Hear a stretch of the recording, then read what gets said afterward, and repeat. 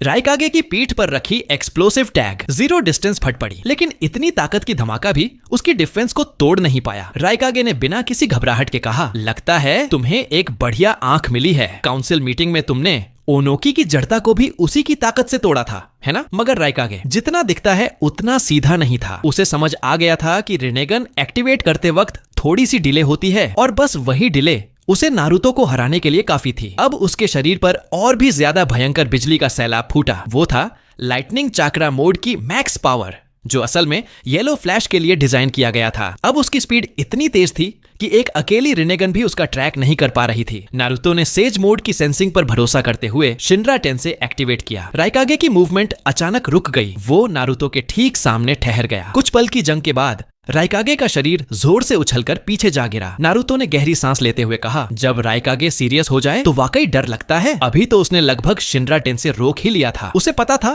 कि अभी उसकी चक्रा उतनी मजबूत नहीं है। पहले वो नाइन टेल्स की शक्ति पर बहुत निर्भर रहता था। अगर उस वक्त सेज ऑफ सिक्स पाथ बीच में ताकत न देता तो हम कागुया से कैसे लड़ते? इस बार वो असली ताकत पाने का दूसरा रास्ता चुनेगा। राइकागे जब ये जान गया कि किलर बी अब भी जिंदा है तो उसने कुछ सख्त बातें कहकर तुरंत वहां से निकल पड़ा अपने भाई को ढूंढने के लिए। बाकी सब भी धीरे धीरे चले गए। अब वहां सिर्फ कोनोहा के कुछ लोग बचे, शिकामारू, साकुरा और बाकी टीम। सबसे पहले शिकामारू ने गंभीरता से पूछा, मतलब अब तुम पूरी तरह कोनोहा के खिलाफ खड़े हो गए हो, है ना? नारुतो के चेहरे पर उदासी थी, लेकिन उसने ठंडे दिल से सिर हिलाया। हाँ। ये सुनते ही साकुरा अपना गुस्सा कंट्रोल नहीं कर पाई। वो आगे बढ़ी और एक जोरदार पंच मारा। नारुतो चाहता तो आसानी से बच सकता था, पर वो हिला तक नहीं, सीधा उड़कर दूर जा गिरा। साकुरा अपने तरीके से उसे रोकना चाहती थी, पर नारुतो ने साफ मना कर दिया। मत भूलो, हम निंजा हैं जो दर्द सहते हुए भी आगे बढ़ते हैं। कुछ चीजें हैं जो मुझे खुद करनी होंगी। इसके बाद वो गहरी सांस लेकर हिनाता की तरफ बढ़ा। वो ठंडापन दिखाने की कोशिश कर रहा था, मगर उसकी नजरों में नरमी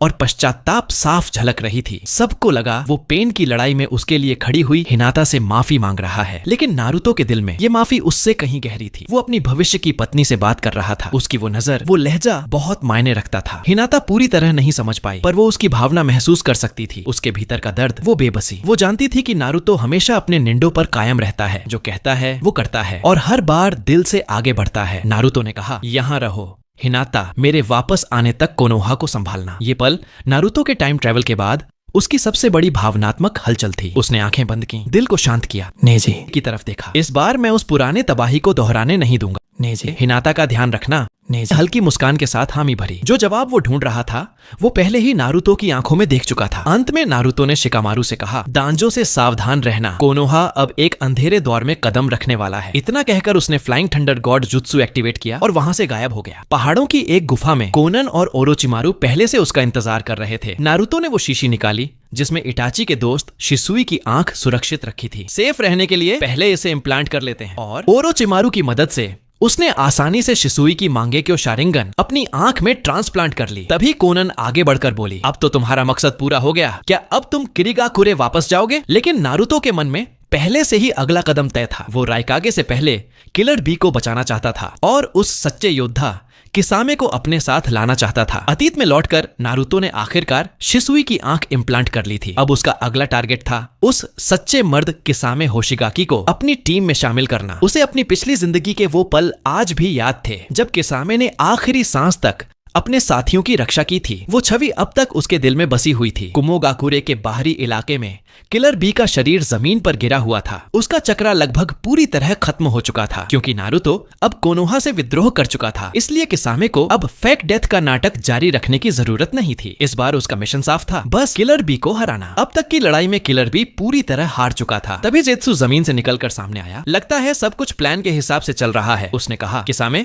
तुम बी को लेकर पूरब में 100 मील दूर वाले गांव जाओ, वहां ओबिटो से मिलना। उसी वक्त खबर आई कि राइकागे खुद किलर बी की तलाश में निकल चुका है। किसामे ने बिना देरी किए तुरंत रवाना हो गया। अगली सुबह राइकागे और उसकी टीम आखिरकार उस जगह पहुंची जहां किसामे और बी के बीच लड़ाई हुई थी। जगह पर बिखरे निशानों से उन्होंने अंदाजा लगाया कि किलर बी को किसामे उठा ले गया है। तुरंत पूरे कुमोगाकुरे में किसामे को पकड़ने की मुहिम शुरू हो गई। इस बीच फायर नेशन की पहाड़ियों में स्थित एक गुफा में सास्के बेहोशी से धीरे धीरे जागा। उसके दिल में एक गहरी खोई हुई भावना थी। नारुतो की ताकत अब इतनी बढ़ चुकी थी कि वो उसके सामने खुद को कमजोर महसूस कर रही था। उसकी आंखों में बस एक ही बात घूम रही थी, मुझे और मजबूत बनना है। ओबिटो की बातों से प्रभावित होकर सास्के ने आखिर तय किया वो इताची की शारिंगन को अपनी आंखों में ट्रांसप्लांट करेगा। उसका नया मकसद साफ था, नारुतो को हराना और कोनोहा को मिटा देना। दूसरी ओर राइकागे की टीम आखिरकार किसामे तक पहुंच गई। राइकागे अपने शरीर पर बिजली की कवच जैसी आर्मर पहने हुए सीधे एक जबरदस्त लैरिएट स्मैश से किसामे को कई मीटर दूर फेंक देता है। किसामे मुस्कुराते हुए बोला, लगता है तुम्हारा ताइजुत्सु और स्पीड उस कोनोहा के बीस्ट से भी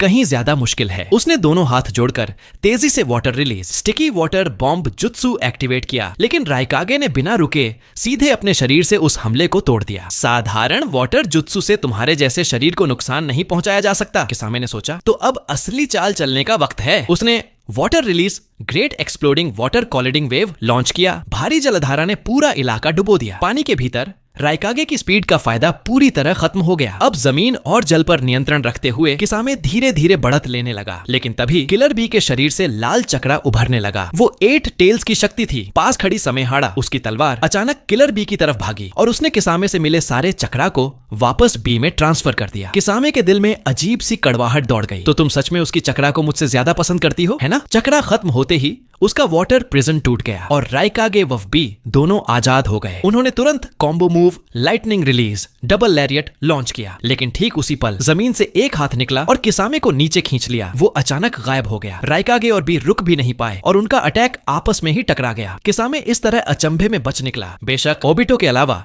राइकागे भाइयों से लोगों को बचाने वाला एकमात्र व्यक्ति नारुतो था। किसामे को यकीन नहीं हुआ नारुतो ने उसे बचाया। क्यों? पहली मुलाकात में वो बस एक बच्चा था और अब वो ओबिटो के लिए सबसे बड़ा खतरा बन चुका था। वो नहीं जानता था नारुतो का मकसद क्या है, पर एक बात साफ थी, वो कभी ओबिटो के साथ गद्दारी नहीं करेगा और यही चीज नारुतो को उसमें सबसे ज्यादा पसंद था। इस वक्त राइकागे और किलर बी दोनों जमीन पर गिरे हुए थे, अभी तक पूरी तरह होश में नहीं आए थे। पास खड़ा दारुई सीधे नारुतो की तरफ स्टॉर्म रिलीज लेजर सर्कस पोलिडारो चलाता है। कई शक्तिशाली लेजर बीम्स एक साथ उसकी ओर दौड़ पड़ी। नारुतो ने शांत भाव से हाथ उठाया और प्रेता पाठ एक्टिवेट किया। नीले रंग की वो लेजर बीम्स कुछ ही पलों में उसकी हथेली में समा गईं। मुझे अभी तुम लोगों से लड़ने का कोई इरादा नहीं है, उसने शांत आवाज में कहा। फिर वो मुड़ा और किसामे की ओर देखा। मैं जानता हूँ चाहे कुछ भी हो तुम अपने विश्वास के खिलाफ नहीं जाओगे, इसलिए माफ करना, लेकिन मुझे ये करना ही होगा। इतना कहते ही नारुतो की दाईं आंख चमक उठी। उसने किसामे पर कोतोआ मात्सुकामी का जुत्सु चला दिया। अगले ही पल सीन बदलता है। किसामे की आंखों में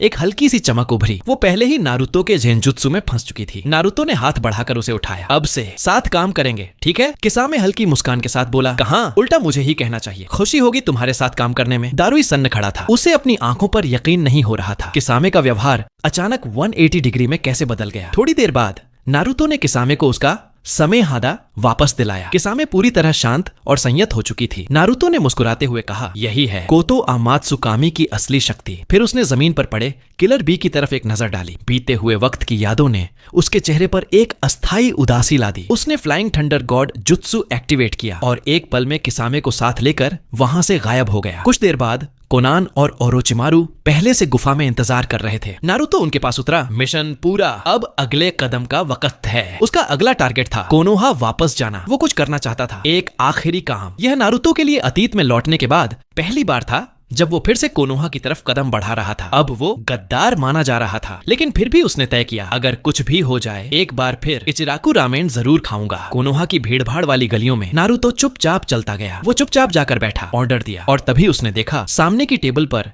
इरुका सेंसे बैठे थे। वो लगभग बिना सोचे बोल ही पड़ा था, इरुका सेंस, पर समय रहते खुद को रोक लिया। इरुका के चेहरे पर उदासी साफ दिख रही थी। जिस छात्र पर उसे सबसे ज्यादा भरोसा था वो अब गांव का गद्दार कहलाने लगा था। नारुतो उसकी वो मायूस शक्ल देख नहीं पाया और चुपचाप वहां से निकल गया। इचिराकु ने बस उसकी पीठ देखी और बुदबुदाया, अरे ये तो बिल्कुल नारुतो जैसा लग रहा था। भीड़ में खोया नारुतो धीरे धीरे उस जगह पहुंचा जहां वो सबसे ज्यादा घर जैसा महसूस करता था, लेकिन अब वहां बस जली हुई राख थी। दीवारों पर बड़े बड़े अक्षरों में लिखा था, दानव लोमड़ी गद्दार। उसने कड़वाहट भरी मुस्कान दी, इतना सब झेल चुका हूँ, अब ये भी कुछ नहीं। रास्ते में नारुतो की नजर कब्रिस्तान पर पड़ी। वहां काकाशी हमेशा की तरह ओबिटो की कब्र के सामने खड़ा था। बस इस बार उसके चेहरे पर पहले से ज्यादा उदासी थी। नारुतो दूर से देखता रहा, फिर उसकी नजर स्मारक शिला पर जमी रह गई और उसे याद आया अपना गुरु जिराया सेंसे। पहले नारुतो ने नागाटो से समझौते के बाद गांव लौटते वक्त गुरु के नाम पर एक स्मारक बनाया था, पर इस बार उसने ऐसा नहीं किया क्योंकि भविष्य में कारा ऑर्गेनाइजेशन के साथ हुई लड़ाई में उसने अपने गुरु का क्लोन देखा था, जिराया का प्रतिरूप, जिगेन का सिपाही काशिन कोजी। अगर मैं अमाडो से पहले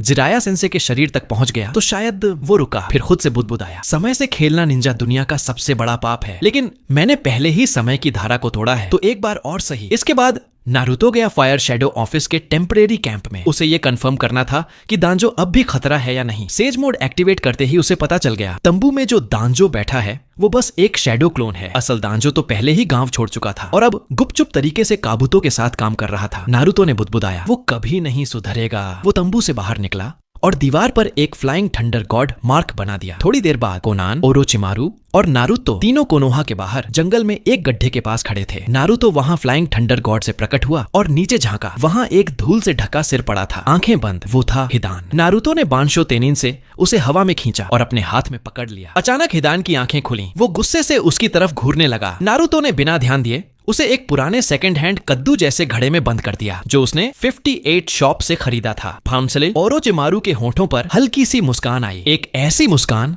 जिसमें दिलचस्पी और खतरा दोनों थे। इसके बाद नारुतो ने कहा, अब किरिगाकुरे वापस लौटने का वक्त है।